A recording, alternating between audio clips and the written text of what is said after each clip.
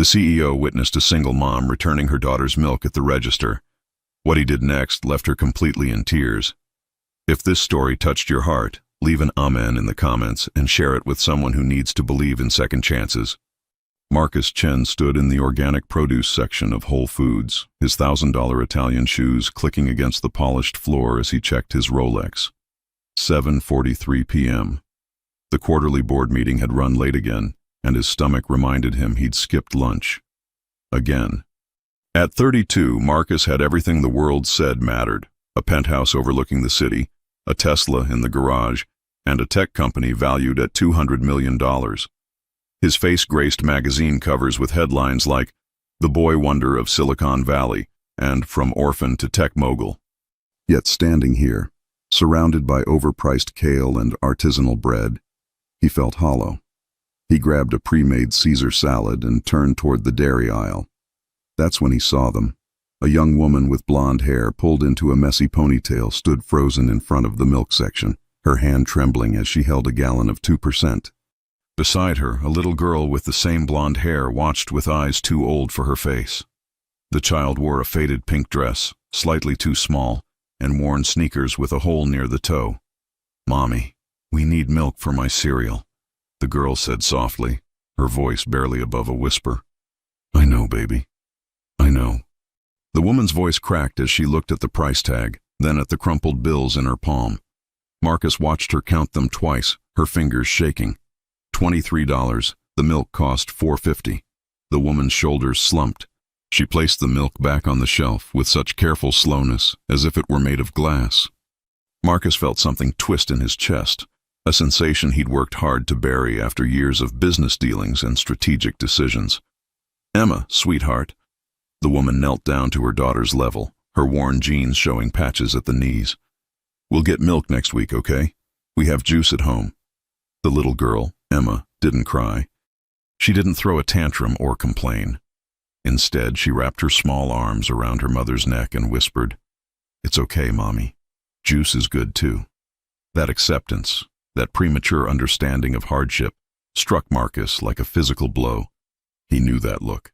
He'd worn it himself 25 years ago. The woman stood up, blinking rapidly against tears.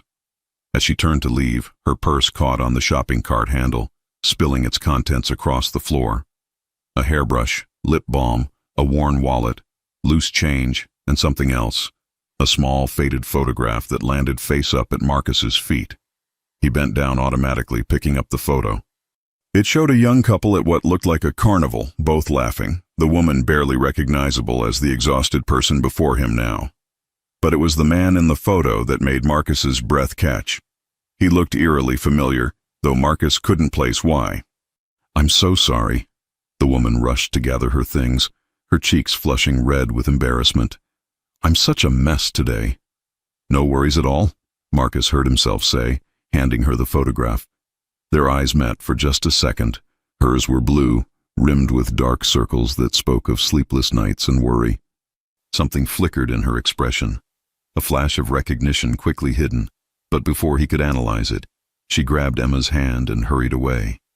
Marcus stood there, his expensive salad forgotten, watching them disappear around the corner. The little girl looked back once, her hazel eyes locking with his.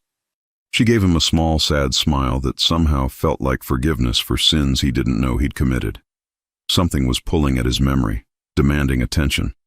That photo, those eyes, the way the woman had looked at him with sudden recognition before shutting down. He made his decision in seconds. Marcus grabbed 2 gallons of milk, organic eggs, fresh bread, peanut butter, pasta, sauce, fresh vegetables, chicken breast, cheese, and yogurt. His cart filled quickly. He didn't overthink it, didn't calculate the optics or worry about appearances. For the first time in months, he acted purely on instinct. He caught up with them in the checkout line. They were at the register, and he could see the woman counting exact change for the few items in her basket. A box of generic cereal, a loaf of white bread, and a jar of peanut butter. "Excuse me." Marcus stepped forward, his heart pounding harder than it did in million-dollar negotiations. The woman turned, surprise widening her eyes when she recognized him. "Oh, Please, Marcus interrupted gently, setting his cart down. I saw what happened back there. Let me help. He gestured to the cashier. Ring up everything in her basket, plus everything in my cart. One transaction. Sir, I can't, the woman started, her face flushing deeper. You're not taking charity, Marcus said quietly so only she could hear. You're accepting kindness. There's a difference. Please, for her. He nodded toward Emma, who was watching the exchange with wide, curious eyes. The woman's lips trembled. Her pride warred visibly with her need. Marcus recognized that battle too. He'd fought it in foster homes and school cafeterias. Why? She whispered, her voice breaking. Why would you do this for strangers? Marcus looked at Emma, who clutched a drawing in her small hand, a stick figure family surrounded by hearts, drawn with crayons that had seen better days. Because someone once did it for me, he said simply. It wasn't entirely true, but it should have been. And because that little girl shouldn't have to choose between milk and anything else. A single tear rolled down the woman's cheek. She wiped it quickly, then nodded, unable to speak. As the cashier rang up the items, $243 total, Emma tugged on Marcus's sleeve. He crouched down to her level. Are you an angel? She asked seriously. Mommy says angels help people who need it. Marcus felt his throat tighten. No, sweetheart, just someone who had a good day and wanted to share it. Emma considered this, then held out her drawing. This is for you. I made it at daycare. It's a family with lots of love. He took the crumpled paper with reverence usually reserved for signed contracts. The stick figures smiled their crayon smiles, surrounded by lopsided hearts. It's beautiful. Thank you, Emma. How did you know my name? She asked, tilting her head. I heard your mommy use it, he smiled. It's a pretty name. The woman had composed herself by the time the transaction completed. She looked at Marcus with an expression he couldn't quite read. Gratitude mixed with something that looked almost like guilt, or perhaps pain. Thank you, she managed, her voice steady despite the tears still clinging to her lashes. I'm Sarah Mitchell, and you've saved our week, maybe our month. Marcus Chen.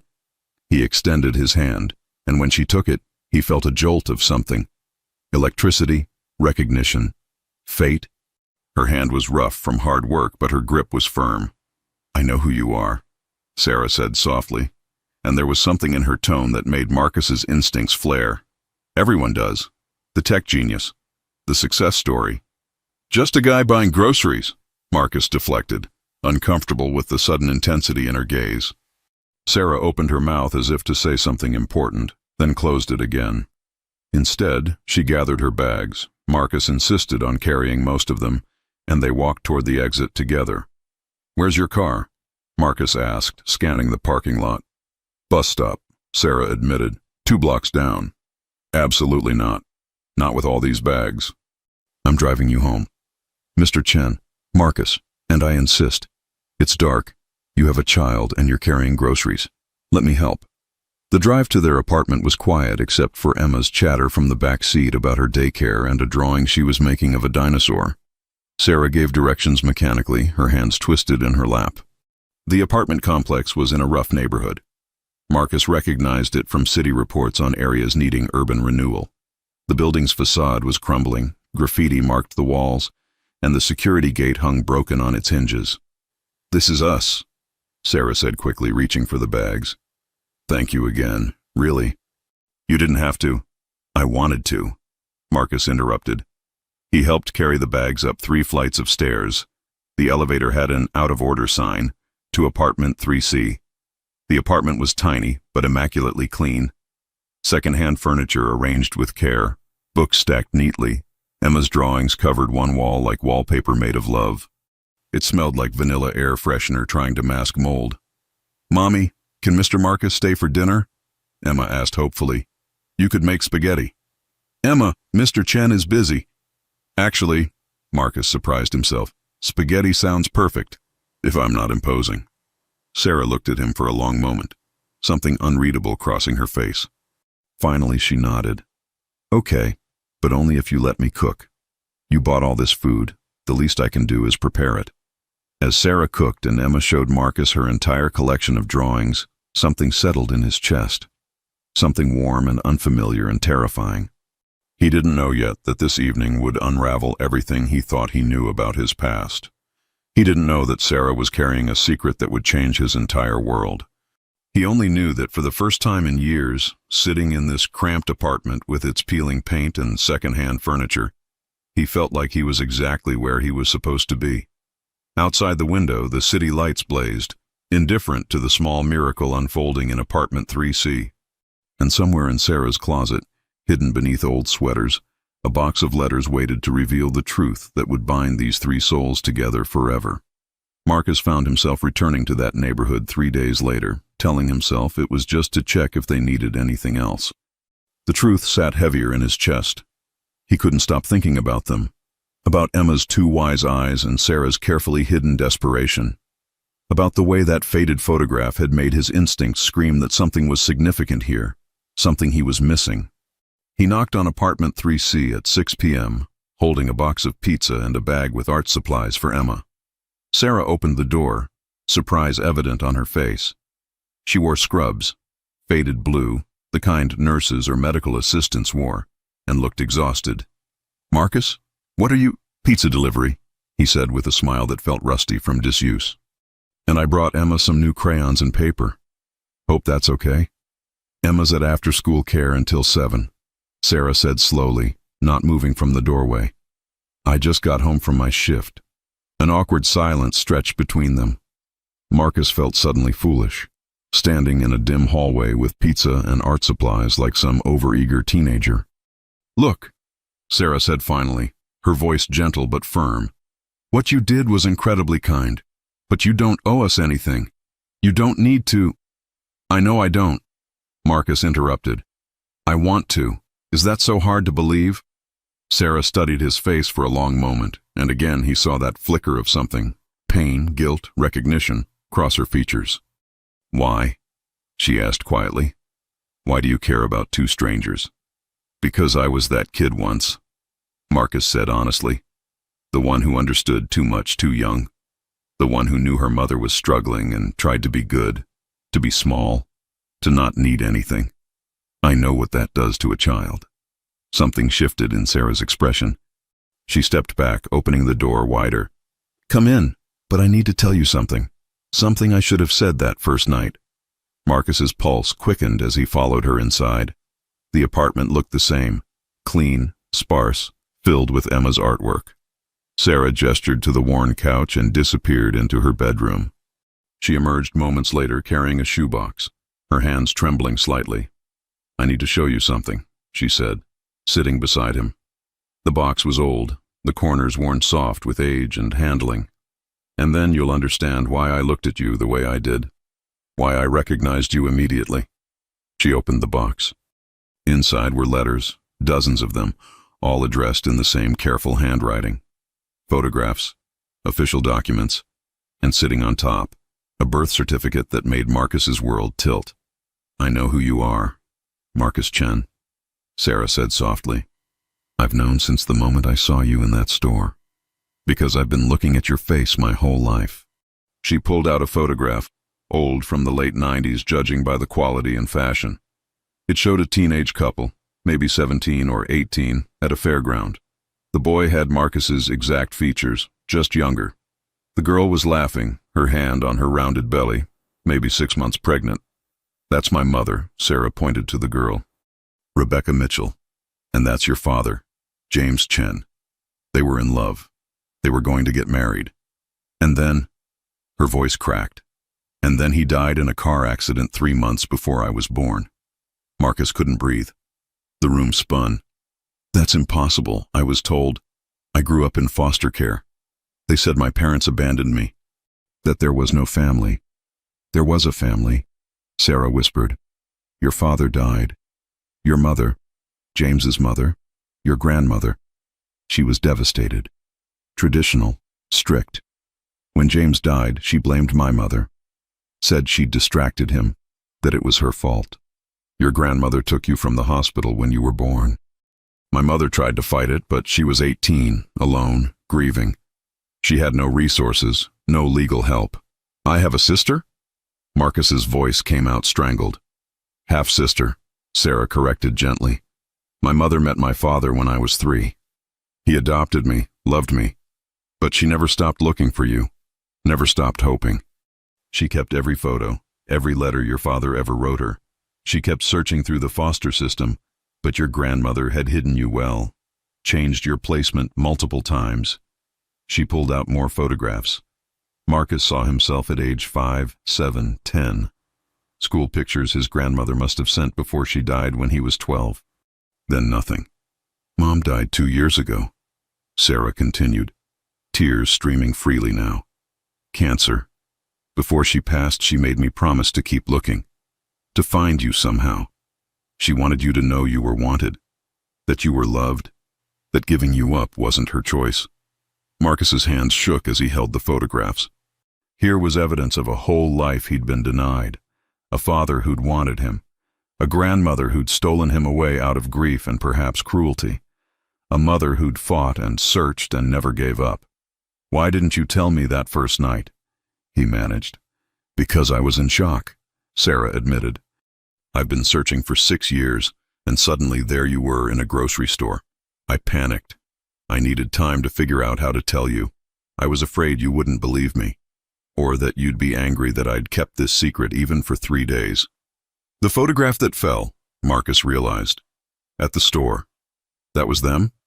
Yes. I carry it everywhere. It's how I recognized you. You look exactly like him at your age. They sat in silence, the weight of revelation settling over them. Marcus tried to process it. He had a sister, had a family history. His entire origin story had been rewritten in minutes. Emma doesn't know? He asked finally. She knows she has an uncle somewhere that we've been trying to find. She just doesn't know it's you. I wanted to tell you first, to let you decide if you wanted to be part of our lives. Are you kidding? Marcus looked at her. This sister he'd just discovered. Your family. The only family I have. Of course I want to. He stopped, overwhelmed. Sarah reached out and took his hand. I know this is a lot. We don't have to figure everything out tonight, but I needed you to know the truth. You weren't abandoned, Marcus. You were loved. You are loved. A sound at the door made them both turn. Emma burst in, a daycare worker behind her apologizing for being late. The little girl stopped short seeing Marcus. Mr. Marcus! She shrieked with delight, running to him. You came back! Marcus lifted her up, this niece he hadn't known he had, and felt something crack open in his chest. I came back, Butterfly. And I'm going to keep coming back, if that's okay. Forever? Emma asked hopefully. Marcus looked at Sarah over Emma's blonde head. His sister looked back, hope and fear mixed in her expression. Forever, he promised. That night, after Emma went to bed, Sarah showed Marcus everything in the box. Letters his father had written to his mother, full of plans and dreams. Ultrasound pictures of both of them, Sarah and Marcus, though they'd grown up apart. His grandmother's cold, formal letters explaining why she'd taken custody. She died when I was 12, Marcus said numbly.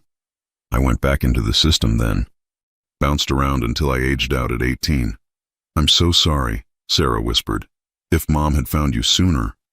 You can't think like that, Marcus interrupted. We found each other now. That's what matters. But as he drove home that night, Marcus felt something besides joy and wonder. He felt rage. Rage at a grandmother who'd stolen him away. Rage at a system that had failed to reunite them. Rage at all the years they'd lost. He pulled into his building's underground garage and sat in the dark, the engine ticking as it cooled. In his pocket, his phone buzzed. A text from Sarah. Thank you for not running away. Thank you for staying. Your sister. Marcus typed back with shaking fingers. Thank you for finding me. Thank you for not giving up. Your brother. In the morning, Marcus thought, he'd start making changes. Sarah worked herself to exhaustion for pennies. Emma deserved better than worn clothes and uncertain meals. They were family now, and he took care of family. But there was something else nagging at him, something Sarah had said almost in passing. Your grandmother was traditional, strict. What else had she been? What else had she done to keep him hidden? And why had his father's death really been ruled an accident? Marcus pulled out the photograph Sarah had let him keep. His father and Rebecca at the fair, young and happy and unaware of the tragedy coming. His father's smile was his own smile, but there was something in his eyes, something Marcus recognized from his own reflection. Determination, stubbornness, a refusal to let circumstances define him. "I'm going to make this right," Marcus whispered to the photograph. "I'm going to take care of them. I promise." He didn't know yet that his grandmother's secrets ran deeper than theft. He didn't know about the insurance money that had disappeared, or the trust fund his father had set up that had somehow vanished.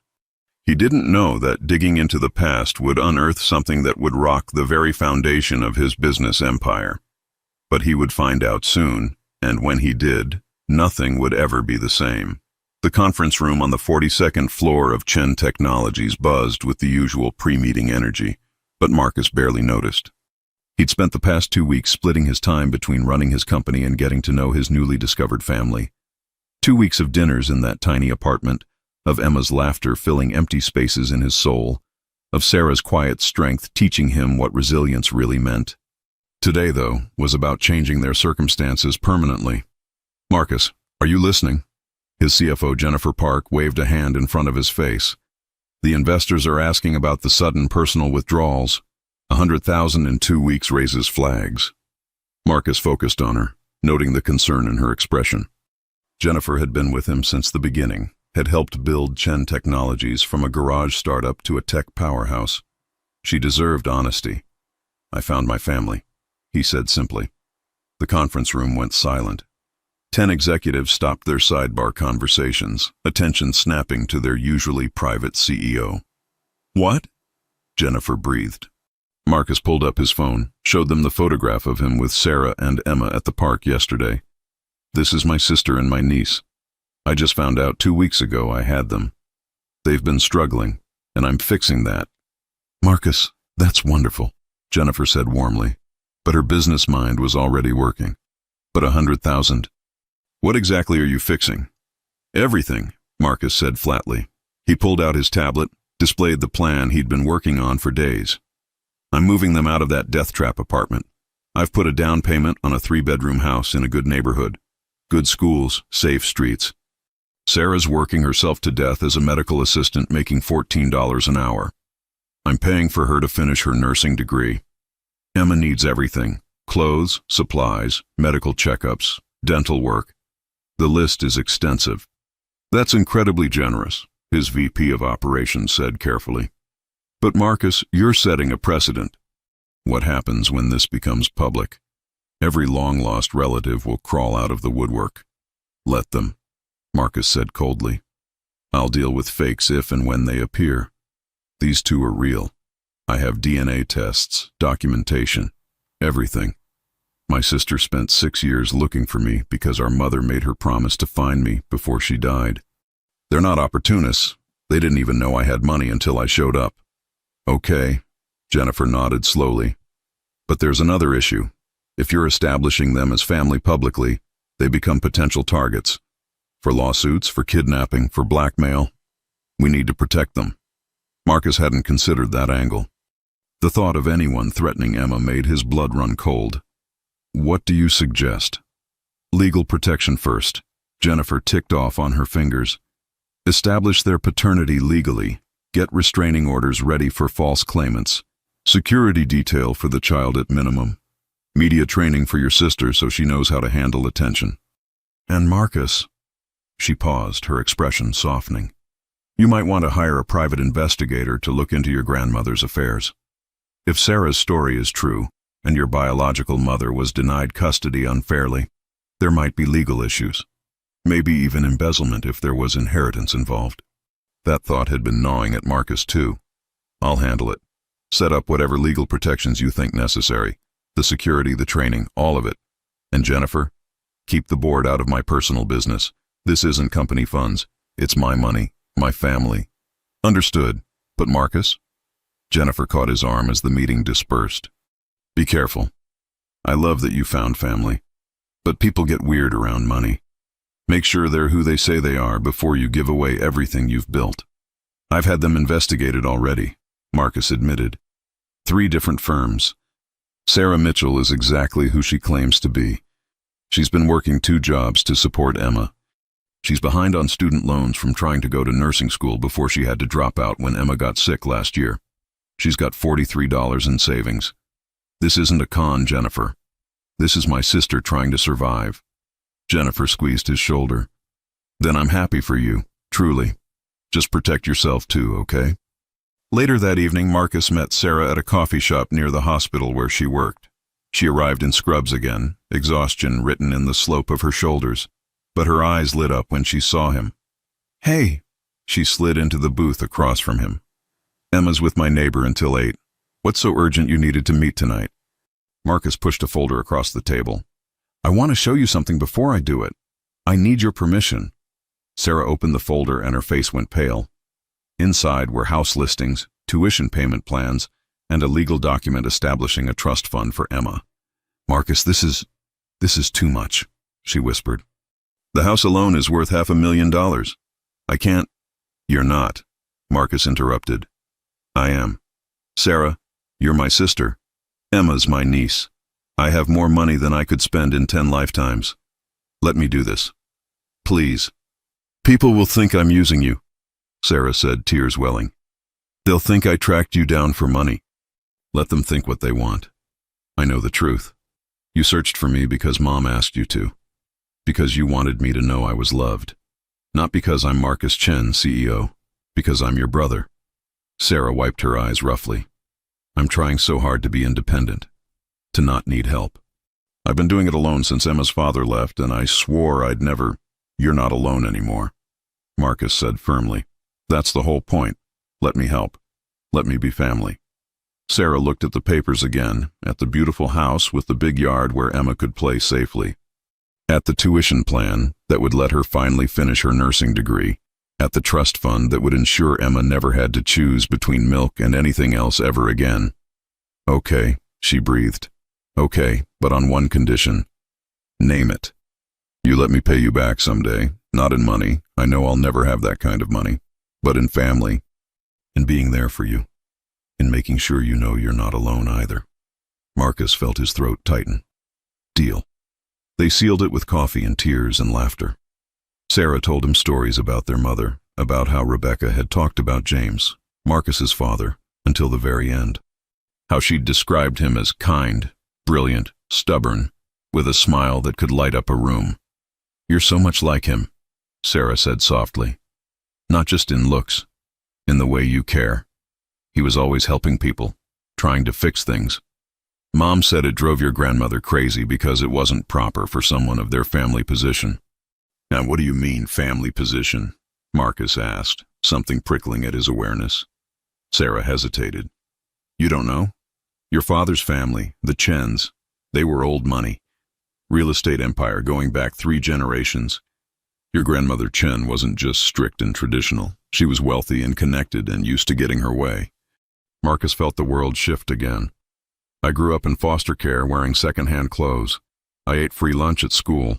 I worked 3 jobs to put myself through college. Where was all this family money? That's what Mom wanted to know too, Sarah said quietly. She tried to find out, but your grandmother's lawyers shut her down. There were rumors that James had set up a trust for you, that there was life insurance, but after he died, everything just disappeared. Your grandmother claimed there was nothing, that James had been cut off for dating beneath his station. But that's not true, Marcus said slowly, pieces clicking together. Mom didn't think so. But she was 18, alone, and up against lawyers and money and influence. She couldn't fight it. That's part of why she wanted me to find you. She wanted you to know the truth, to maybe find answers she never could. Marcus sat back, mind racing. His grandmother had told him his parents were nobody, that he should be grateful she'd taken him in at all. She'd raised him until 12 in a modest apartment, never mentioning family wealth or estates. Then she died, and he went into the system, believing he had nothing and no one. What if it had all been a lie? I need to hire an investigator, he said. A good one.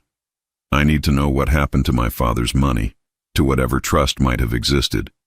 If my grandmother stole from me, from us, he looked at Sarah, from our mother, then I want it back. And I want people to know what she did. Marcus, Sarah said carefully. Your grandmother is dead. Even if you find proof, what does it accomplish? Justice, Marcus said simply. And maybe more answers. Like why our father's death was really ruled an accident. Like where all that money went. Like whether there are other family members out there who were complicit. Sarah's eyes widened. You think someone killed him? I don't know what I think yet, but I'm going to find out. They parted ways with Marcus promising to come for dinner the next night. As he walked to his car, his phone rang. Jennifer again. We have a problem, she said without preamble. A reporter from Business Chronicle called. They've somehow gotten wind of your secret family and want to run a story. I stalled them, but Marcus, this is about to become very public very fast. Marcus closed his eyes, thinking of Emma's innocent face, of Sarah's worn hands and quiet dignity. How much time do we have? Maybe 48 hours before they publish with or without comment. We need to control this narrative now. Set up a press conference, Marcus decided. Tomorrow afternoon. I'll introduce Sarah and Emma myself, tell the story on my terms. And Jennifer, make sure our lawyers are ready. If there are family members out there who've been hiding my father's money, they're about to have a very bad week. He hung up and looked at the city skyline, glittering in the darkness.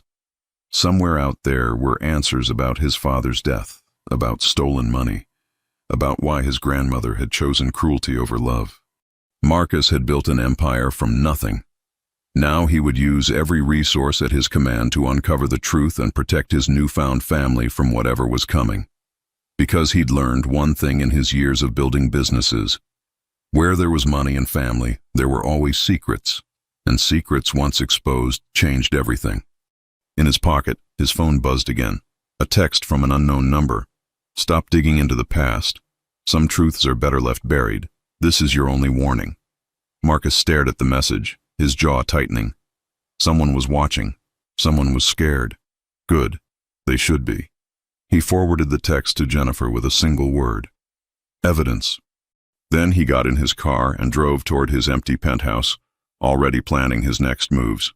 Tomorrow he'd announce his family to the world, and tomorrow he'd start unraveling decades of lies. Whatever came next, he'd face it head on. That's what his father would have done. That's what family did.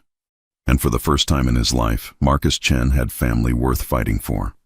The press conference room at Chen Technologies headquarters buzzed with energy. 50 reporters, cameras, and lighting equipment crowded the space. Marcus stood backstage with Sarah and Emma, his hand protectively on his niece's shoulder. You don't have to do this, Sarah whispered, nervously smoothing Emma's new blue dress, the first truly new thing Marcus had bought her. We can stay private. No, Marcus said firmly. I spent 32 years not knowing I had family. I'm not hiding you now. Besides, going public protects you. It makes you visible, which makes you safer. Emma looked up at him with those two wise hazel eyes. Are people going to be mean to Mommy? Marcus knelt down to her level. Some might say unkind things, Butterfly. But you know what? Their opinions don't matter. What matters is that we're family, and family sticks together. Right? Right. Emma nodded solemnly, then wrapped her arms around his neck. You're the best uncle ever. Marcus's throat tightened. 3 weeks. He'd known them for 3 weeks, and already he couldn't imagine his life without them. Jennifer appeared in the doorway. We're ready, Marcus, remember. Stick to the talking points. Simple, emotional, factual. Don't let them bait you about the money or the investigation. Investigation? Sarah's head snapped up. What investigation? Marcus hadn't told her yet about the private detective he'd hired. Later. I promise I'll explain everything. They walked onto the stage together, and the camera flashes created a strobe effect. Marcus guided Sarah and Emma to their seats, then stepped up to the podium. Thank you all for coming, he began, his voice steady despite his racing heart. I've called this press conference to introduce you to 2 people who have changed my life. 3 weeks ago, I met Sarah Mitchell and her daughter Emma in a grocery store. I had no idea that this chance encounter would lead to the most important discovery of my life. He paused, looking back at Sarah. She gave him an encouraging nod. For 32 years, I believed I was alone in this world. I grew up in foster care, aged out of the system at 18, and built my company believing I had no family. That was a lie. Sarah Mitchell is my half-sister. Her mother, Rebecca Mitchell, was engaged to my father, James Chen, when he died in a car accident 26 years ago. After his death, my paternal grandmother took custody of me and cut all contact with Rebecca. My biological mother searched for me until the day she died, and Sarah continued that search until she found me. The room erupted. Reporters shouted questions over each other. Cameras clicked furiously. Marcus raised his hand for quiet. I know you have questions. I'll answer what I can.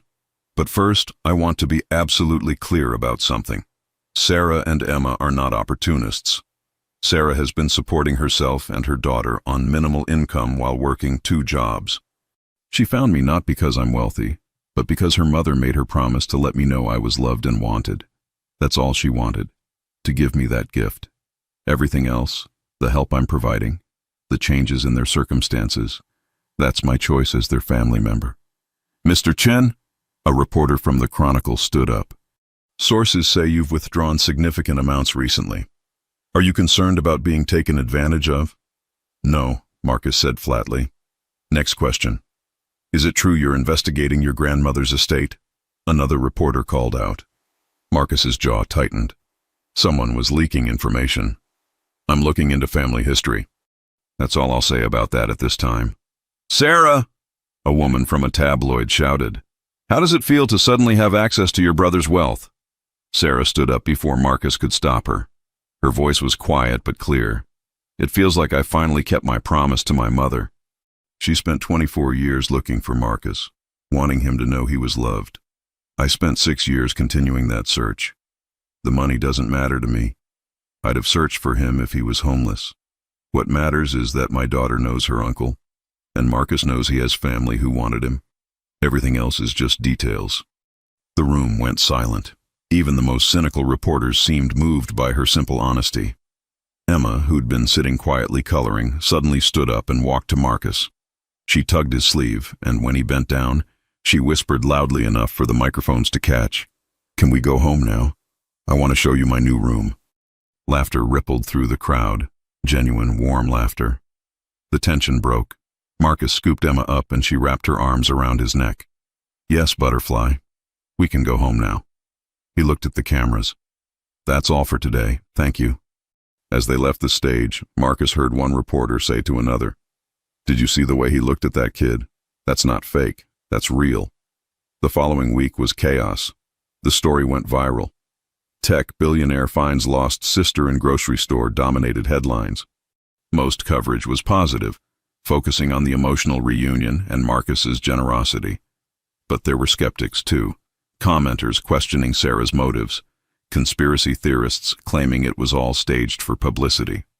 Marcus ignored them all. He was too busy focusing on what his private investigator had uncovered. Detective Raymond Torres sat across from Marcus in his office, a thick file folder open between them. Mr. Chen, what I've found is deeply troubling. Your grandmother, Margaret Chen, didn't just deny your mother custody, she systematically erased evidence of your father's relationship with Rebecca Mitchell. Explain, Marcus said tersely. Your father had a trust fund, substantial. $2 million to be released to him at age 21. He died at 19, which meant the money should have been held for his heir. That's you. But Margaret filed documents claiming James had no children, that Rebecca's pregnancy ended in miscarriage. She provided false medical records to support this claim. Marcus felt fury building in his chest. She stole $2 million from me. From you and from Rebecca, Torres confirmed, but it gets worse. I looked into your father's death. The police report says he lost control on a wet road and hit a tree. But I spoke to the first responder who's now retired. He said the brake lines looked cut, but his supervisor, who was friends with Margaret, pressured him to sign off on the accident report. The room spun. You're saying my grandmother murdered my father? I'm saying there are questions that were never properly investigated. Your father had told friends he was planning to marry Rebecca, despite his mother's objections. He'd talked about accessing his trust fund early for hardship reasons, wanting to support his child. 3 days later, he's dead, and Margaret has full control of that money. Marcus stood up, pacing to the window. Below, the city spread out in all directions. Somewhere down there, His father had lived and loved and died, possibly murdered by his own mother. And Marcus had lived with that woman until he was 12, never knowing. "What can we prove?" he asked finally. "The financial fraud, absolutely. I have documentation. The murder? That's harder. The original investigator is dead. The brake line issue is hearsay now. But Mr. Chen, there's one more thing." Marcus turned back. "Your grandmother didn't spend that $2 million. She invested it in real estate, stocks, bonds. That $2 million is now worth $8.3 million. And according to her will, which I obtained, it all went to charity. Specifically to the Chen Family Foundation. I've never heard of that foundation, because it's private, and guess who runs it?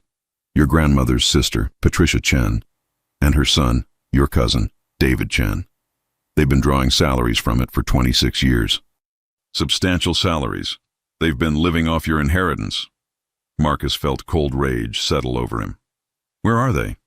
"Patricia lives in Connecticut. David lives here in the city. He's a real estate developer. And Mr. Chen, when I started asking questions about them, someone sent me a very clear message to back off. I've been followed. My office was broken into, though nothing was taken. These people know you're investigating." "They sent me a threatening text, too," Marcus said. "After I started digging into the past." "They're scared," Torres said. "They've been benefiting from stolen money for decades. If this comes out, they face criminal charges. Fraud, embezzlement, possibly accessory to murder, if we can prove they knew about the brake lines." Marcus made his decision. "Build the case. Get everything documented. I want charges filed against both of them. And Torres, get that first responder to go on record, even if it's just an affidavit. If my grandmother killed my father, the world deserves to know."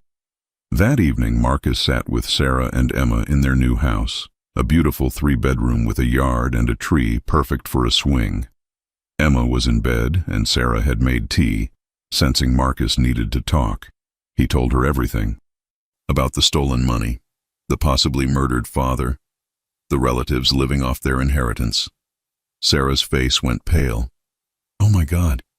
Mom always suspected something was wrong, but she never imagined." She stopped, pressing her hand to her mouth. "Marcus, this is dangerous. These people have already shown they're willing to hurt investigators. What if they come after you? Or worse, what if they come after Emma?" "I've hired security," Marcus assured her. "For all of us. They won't touch any of us. But why do this? Why not just walk away? We have enough now. We're safe, we're together. Does it matter what happened 26 years ago?" "Yes," Marcus said fiercely. "It matters because our father deserves justice. Because your mother spent her whole life believing she wasn't good enough for the Chen family, when really they were criminals who murdered her fiancé. Because I grew up thinking I was abandoned, when really I was stolen. And because these people have been profiting from our trauma for decades. That ends now." Sarah was quiet for a long moment. Then she reached across the table and took his hand. "Okay, but Marcus, please be careful. I just found you. I can't lose you too." "You won't," he promised. "I swear." But even as he said it, his phone buzzed with a new message from an unknown number. "Last warning. Drop the investigation or your family pays the price. We know where the girl goes to school." Marcus's blood turned to ice. They were threatening Emma. He forwarded the message to Torres and to Jennifer with instructions to increase security immediately. Then he looked at Sarah, who'd seen his expression change. "What?" she asked, fear creeping into her voice. "They threatened Emma," Marcus said quietly. "That was a mistake, because now I'm not just seeking justice, I'm going to destroy them." Sarah's fear transformed into something harder. "What do? We fight," Marcus said, "together, as family, the way we should have been able to fight 26 years ago." Outside, in a black sedan parked 3 houses down, a man lowered his camera and dialed a number. "They're not backing off. Chen just received the warning about the kid, and he looks pissed, not scared. What's the next play?" On the other end of the line, David Chen's voice was cold. "If warnings don't work, we'll have to use more direct methods. My mother didn't kill her own son just to have his bastard kid ruin everything now. Handle it. Quietly." "Understood." The line went dead, and the man in the sedan checked his gun, making sure it was loaded. Inside the house, Marcus pulled up Emma's school on his tablet, already planning how to triple security without frightening his niece. He didn't know that in 72 hours, everything would explode in a way none of them could predict. He didn't know that David Chen was planning something desperate and violent. He didn't know that the truth about his father's death would come from the most unexpected source. And he didn't know that the real revelation, the one that would change everything, wasn't about the past at all. It was about Emma, and the secret Sarah had been keeping since the day she found Marcus in that grocery store. A secret that made their connection not just fate, but something far more complicated. The school security Marcus implemented was extensive. 2 guards posted outside Emma's classroom, a tracker in her backpack, and a driver who picked her up instead of the bus. Emma thought it was exciting at first, like I'm a princess. But by day 3, she was asking difficult questions. "Uncle Marcus, why do those men follow me?" she asked over breakfast in the new house. Sarah was already at work for her early shift at the hospital, and Marcus had stayed overnight in the guest room. Marcus knelt beside her chair. "Because you're very special to me, Butterfly. And I want to make sure you're always safe. Are we in danger?" Those 2 wise eyes studied him. He wouldn't lie to her. "Some people aren't happy that I found your mom and you. But I promise, nothing bad will happen. I won't let it." Emma considered this, then nodded. "Okay, I trust you."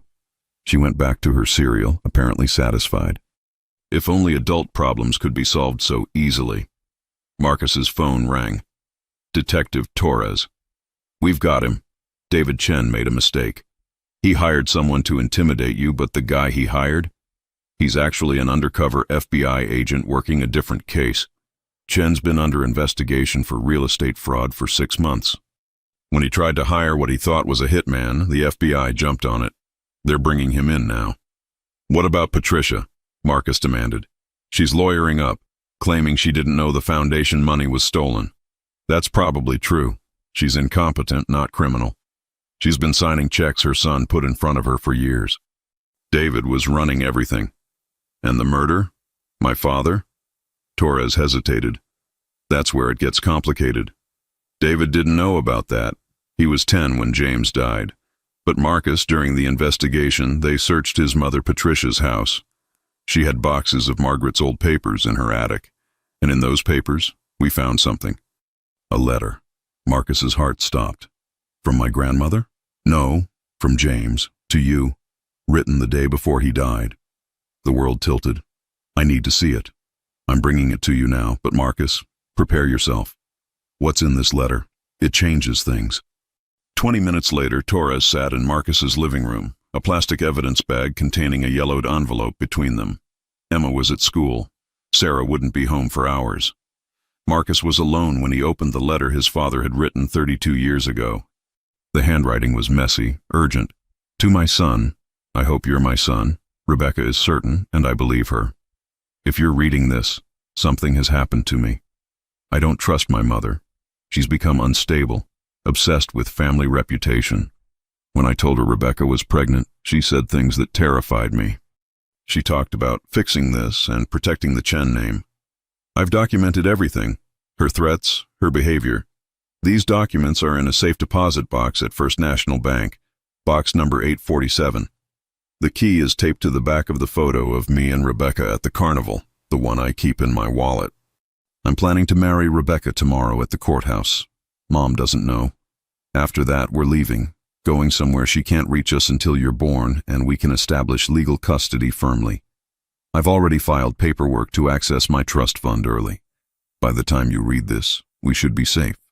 But if something happens if I don't make it, you need to know. You were wanted. You were loved. Your mother, Rebecca, is the strongest, kindest person I've ever known. Take care of her. Take care of yourself. And don't trust my mother. Ever. I love you, son. I hope I get to tell you that in person someday. James Chen. Marcus's hands shook so badly he nearly dropped the letter. He knew. My father knew his mother might kill him. And he tried to protect Rebecca and you, Torres said quietly. But he didn't move fast enough. The next morning his car's brake lines were cut. He died on the way to the courthouse. The safe deposit box, Marcus whispered. Does it still exist? I checked. It was closed out in 1999, contents transferred to Margaret Chen as next of kin. She must have found James's wallet after his death, found the key, and emptied the box. Whatever evidence he'd gathered against her, she destroyed it. The photo, Marcus said suddenly. The one Sarah showed me. The carnival photo. Sarah has it. Marcus was already dialing. Sarah, that photograph of our parents, do you still have it? Of course. It's in my purse. I carry it everywhere. Why? Check the back. Right now. Feel for anything taped to it. A pause. Then Sarah's sharp intake of breath. Oh my God. There's something here. It's Marcus. It's a key. A small key taped to the back. That's the key to a safe deposit box. The one where our father hid evidence against his mother. Can you bring it to me right now? I'm at work for 3 more hours. This can't wait. Please, Sarah. She must have heard the urgency in his voice. Okay. I'll tell them it's an emergency. I'll be there in 45 minutes. The moment Sarah arrived with the key, Marcus, Sarah, and Torres drove to First National Bank. The manager was skeptical at first. The box was decades old. But the key fit, and Marcus's DNA test proved he was James Chen's son. When the box opened, they found a treasure trove. Recordings of Margaret Chen threatening James. Documents showing she'd cut people out of business deals for threatening family reputation. Letters where she discussed handling the Rebecca situation. And most damning of all, a receipt from an auto shop where she'd had work done on James's car the day before his death. This is premeditated murder, Torres said, his voice hushed. Everything we need to prove it. But she's dead, Sarah said. What does this accomplish? It clears your mother's name, Marcus said fiercely. It proves she wasn't some gold digger or social climber. She was the victim of a murderer. And it means David and Patricia have been knowingly benefiting from the proceeds of murder. That's a crime even if they didn't commit the murder itself. They took everything to the FBI. The agents who'd been investigating David for real estate fraud were stunned. This is bigger than we thought, the lead agent said. We're talking about murder, conspiracy to commit fraud, and 26 years of money laundering through that foundation. What happens now? Marcus asked. Now we build the case. David's already in custody for attempting to hire someone to intimidate you. With this evidence, we can add conspiracy charges related to his grandmother's crimes. Patricia will likely flip on her son to save herself. This is going to be a media firestorm, Mr. Chen. Marcus looked at Sarah. She was pale but determined. I don't care, he said. I want the truth out there, all of it. That night, after Emma was asleep, Marcus and Sarah sat in the living room going through the papers their father had left. Photos of him and Rebecca, young and in love. Notes he'd written planning their future. A little house, a garden, dreams of teaching their child to ride a bike. He would have been a good father, Sarah whispered, touching a photo of James laughing at the carnival. He tried to be, Marcus said. He died trying to protect us.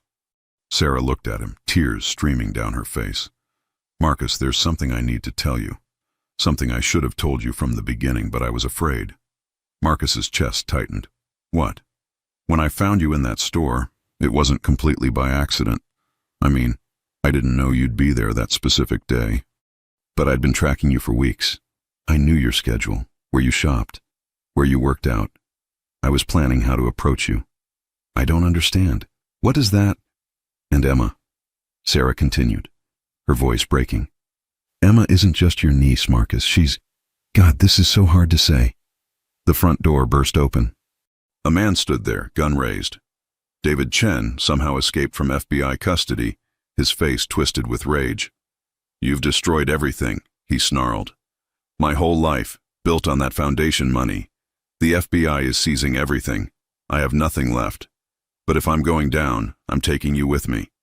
Marcus moved to shield Sarah, but David was faster, grabbing Emma, who'd appeared at the top of the stairs, woken by the noise. No! Sarah screamed. Shut up! David pressed the gun to Emma's head. The little girl was frozen with terror, tears streaming silently down her face. Here's what's going to happen. You're going to call the FBI and tell them this was all a mistake, that those documents were forged, or I swear to God I'll... Uncle Marcus? Emma whispered, her voice tiny. Something in Marcus broke. He looked at David Chen, this man who'd profited from murder and was now threatening an innocent child, and he felt nothing but cold fury. "You won't hurt her," Marcus said, his voice deadly calm. "You know why? Because you're not a killer. You're a coward who's lived off stolen money your whole life. Your grandmother was the monster. You're just pathetic." "I'll do it," David screamed, but his hand was shaking. "No, you won't," came a new voice from the doorway. Detective Torres stood there with 2 FBI agents, guns drawn. "Because you're surrounded, and because every word you just said was recorded. We've been listening since you broke through that door. Put down the weapon, David. It's over." For one horrible moment, Marcus thought David would pull the trigger anyway. But then the man's shoulders slumped and he lowered the gun. Emma ran to Marcus, sobbing, as FBI agents swarmed David Chen. Later, after Emma finally fell asleep clutching Marcus's hand, after the FBI had finished taking statements, after David Chen was back in custody with additional charges of kidnapping and attempted murder, Marcus found Sarah on the back porch. "You were trying to tell me something," he said quietly. "About Emma." Sarah was silent for a long moment. "It can wait, after everything tonight. Sarah, please." She turned to face him, and in the moonlight he could see tears streaking her face. "Emma's father. I told you he left, that was true. What I didn't tell you was who he was." Marcus waited, something cold forming in his stomach. "His name was Michael Chen, David's younger brother. He died 3 years ago. Car accident, real one this time. We were together for 2 years before I got pregnant. When I told him, he panicked. Said his family would never accept a Mitchell, that there was bad history there. I didn't understand until after Emma was born, and I started researching. That's when I found the connections, realized who you were, realized Emma was a Chen through her father." Marcus felt like he'd been punched. "Emma is David's niece, and Patricia's granddaughter, and your cousin's daughter, which makes her your—" Sarah's voice broke. "Your first cousin once removed." "Marcus, I swear I didn't know about the murder or the money when Michael and I were together. I just thought his family was snobbish. But after he died and I started digging, trying to find you, I realized how deep and dark it all went. And I was terrified. Terrified that if you knew Emma had Chen blood from David's side of the family, you'd reject her. Reject us." Marcus's mind reeled.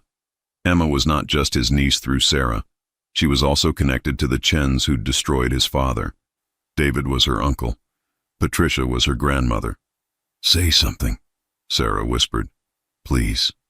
Marcus thought about Emma, about her wise eyes and her innocent heart, about how she'd called him her best uncle and drawn him pictures of families with hearts, about how she'd been brave tonight even with a gun to her head.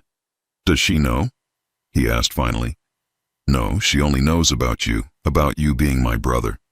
I never told her about her father's family. They wanted nothing to do with her when Michael died. They called me a gold digger, said I'd trapped him. Sound familiar?" It did. History repeating itself in the cruelest way. "Emma is not responsible for her father's family," Marcus said slowly. "She's an innocent child, and she's ours, yours and mine. Nothing changes that." Sarah collapsed, sobbing with relief.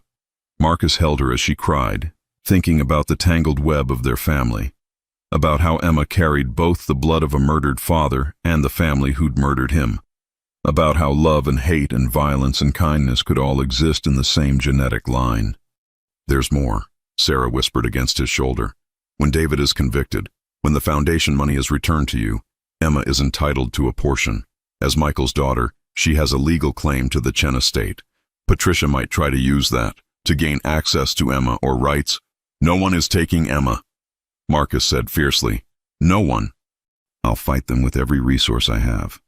Even though she's David's niece, she's my family," Marcus said simply. "That's all that matters." They sat together in the darkness, holding on to each other, 2 people connected by murder and love and the complicated reality of blood. Upstairs, Emma slept, innocent of the battles being fought over her identity and inheritance. Tomorrow, Marcus thought, he'd talk to his lawyers. He'd make sure Emma was protected from the Chen family's grasp. He'd set up trusts that Patricia couldn't touch.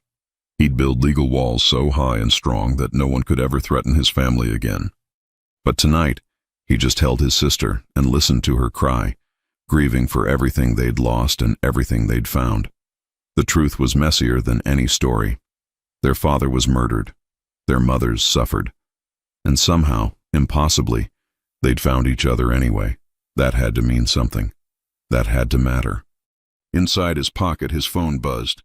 An email from the FBI. David Chen has agreed to testify against his mother in exchange for a reduced sentence. Full details of Margaret Chen's crimes will be made public. Thought you'd want to know.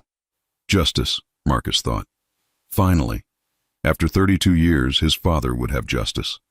And in the morning, when Emma woke up and asked why everyone looked sad, Marcus would smile and tell her they were just tired. He'd make her favorite pancakes and help her pick out clothes for school.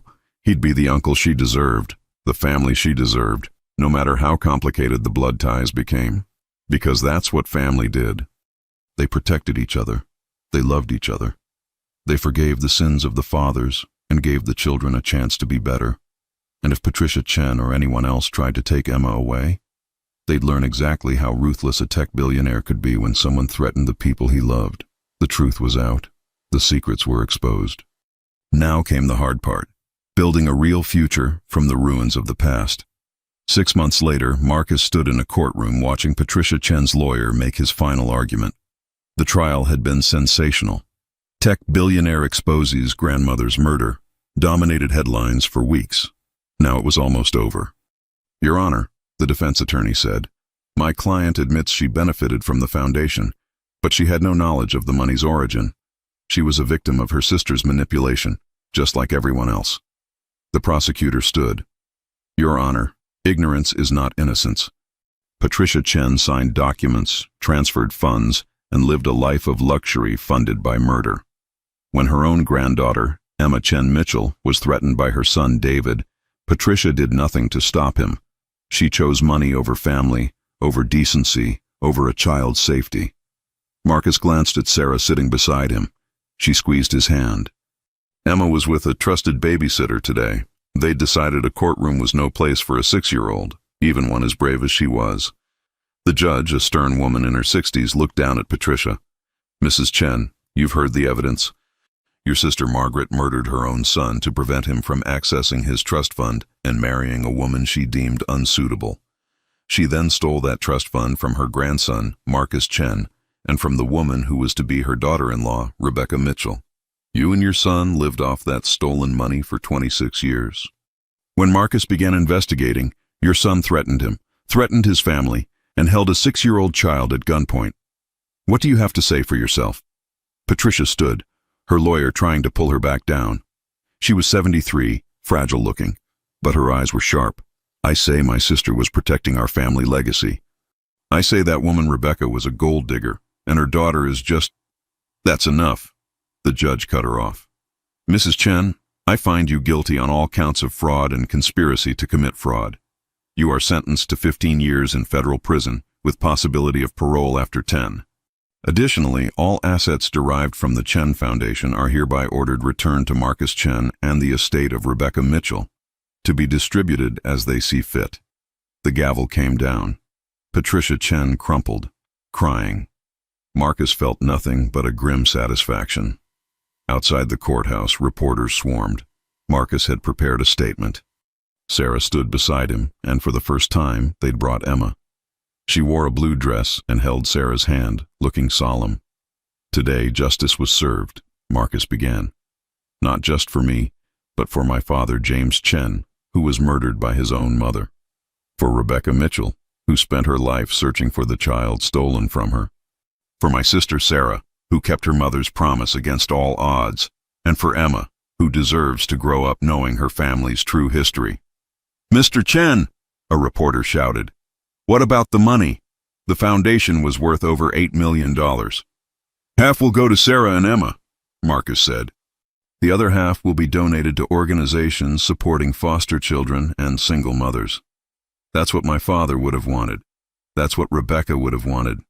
We're breaking the cycle of greed that destroyed our family. Emma, another reporter called. How does it feel knowing you're rich now?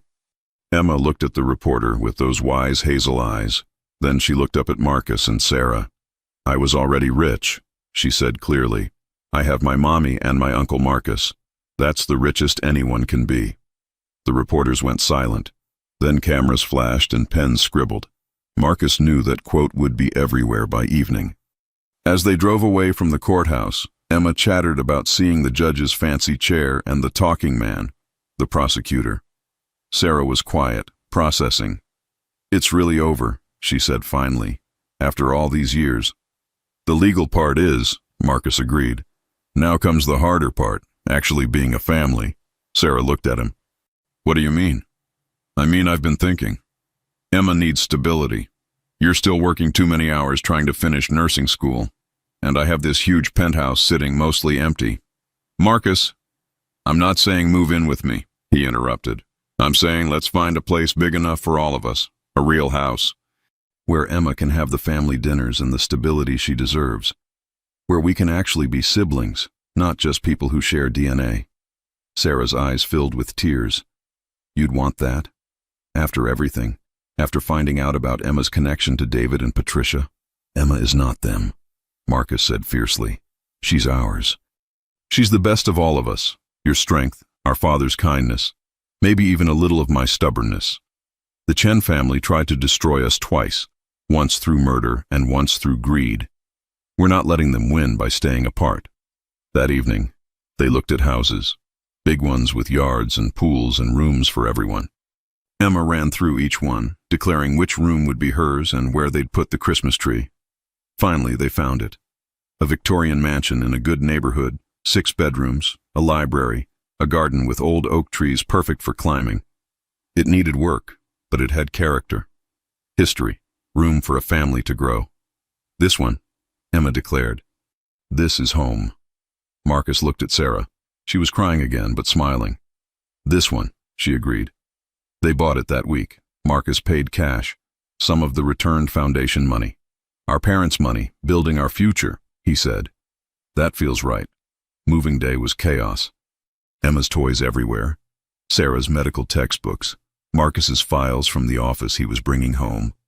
They were building a life together, messily and imperfectly. 2 weeks later, Sarah passed her nursing certification exam.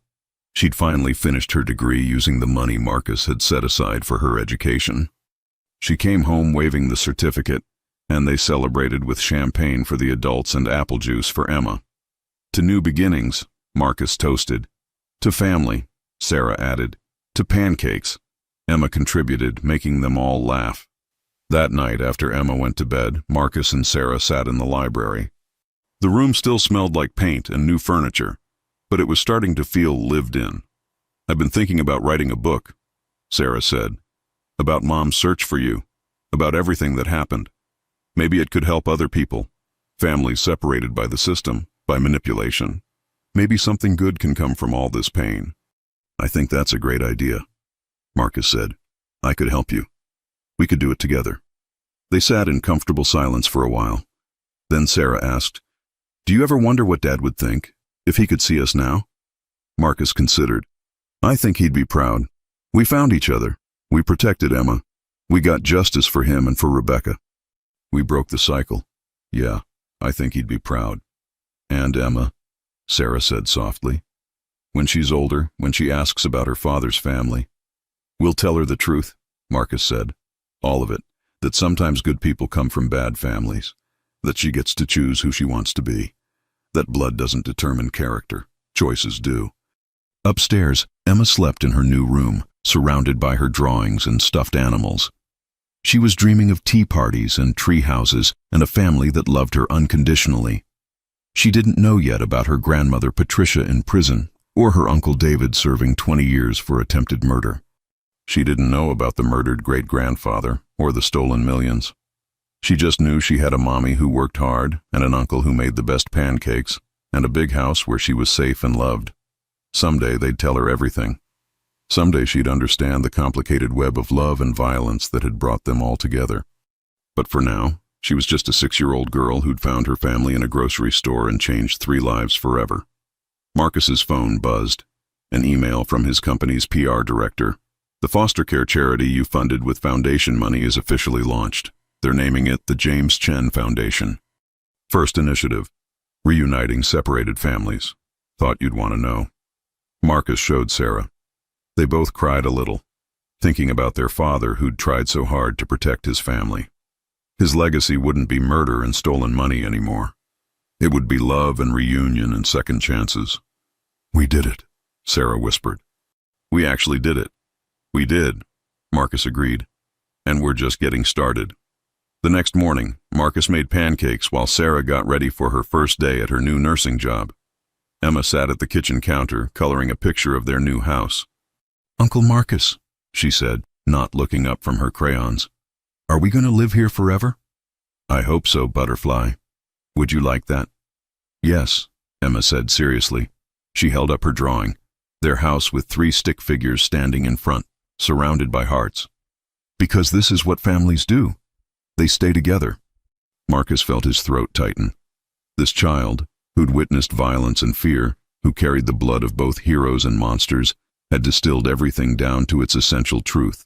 Families stay together. "That's exactly right," he said, kissing the top of her head. "That's exactly what families do." 3 years later, Emma would stand at the James Chen Foundation's annual gala, 9 years old now, and tell the story of how her uncle found her family in a grocery store. She'd talk about second chances and never giving up and how love was stronger than greed. She'd make everyone cry and then make them laugh with her conclusion. "And that's why you should always help people at the grocery store. You never know. They might be your family." 5 years later, Sarah would publish her book. It would become a bestseller, adapted into a movie, inspiring changes in the foster care system. Rebecca Mitchell's search for her son would become a symbol of parental love and determination. 10 years later, David Chen would be paroled. He'd try to contact Emma to build a relationship with his niece. Marcus would allow it, supervised visits only, because he'd learned that forgiveness didn't mean forgetting. It meant giving people a chance to be better than their worst moments. Emma, wise and kind at 16, would tell her Uncle David that she hoped he found peace, but that her family was already complete. But all of that was still to come. Today, in this moment, Marcus just stood in his kitchen, making pancakes for his sister and his niece, in the house they'd bought with their parents' reclaimed legacy. The morning sun streamed through the windows, painting everything gold. Outside, a cardinal sang in the oak tree. Inside, Emma laughed at something Sarah said. And Marcus, who'd spent 32 years believing he was alone, smiled at the beautiful chaos of family. Sometimes, he thought, the grocery store really did have everything you needed. You just had to know where to look. And sometimes, the family you found was even better than the one you'd imagined. More complicated, certainly. More painful in its history, absolutely. But real and present and filled with love that conquered even murder and greed and decades of lies. Marcus flipped a pancake, heard Emma cheer, and felt Sarah's hand squeeze his shoulder as she passed. This was everything. This messy, imperfect, hard-won family was everything. "Uncle Marcus," Emma called. "You're burning the pancakes." "Am not," he protested, but when he looked down, she was right. He'd been so lost in thought that he'd forgotten to flip them. Sarah laughed, taking over the spatula. "Go sit down. You're terrible at this anyway." "Hey, I'm an excellent cook." "You're a billionaire CEO who couldn't flip a pancake if his life depended on it," Sarah teased. "Stick to running tech companies." Emma giggled and Marcus pretended to be offended, and they all laughed together in their big kitchen in their big house that love and justice had built. And somewhere, Marcus liked to think, his father James was watching his son find his daughter, watching them protect his granddaughter, watching them take the broken pieces of a family destroyed by greed and violence and put them back together with love and determination. Justice had been served, truth had been revealed, and family, complicated, messy, beautiful family, had won. That was the ending Marcus chose to believe in, not the murder or the theft or the years of separation, but this. 3 people in a kitchen, making breakfast together, choosing love over everything else that had tried to tear them apart. That was the story he'd tell when people asked. Not about the money or the trial or the headlines, just about a grocery store, a little girl who drew hearts, and a family that refused to stay broken. Because in the end, that was the only story that mattered. The end.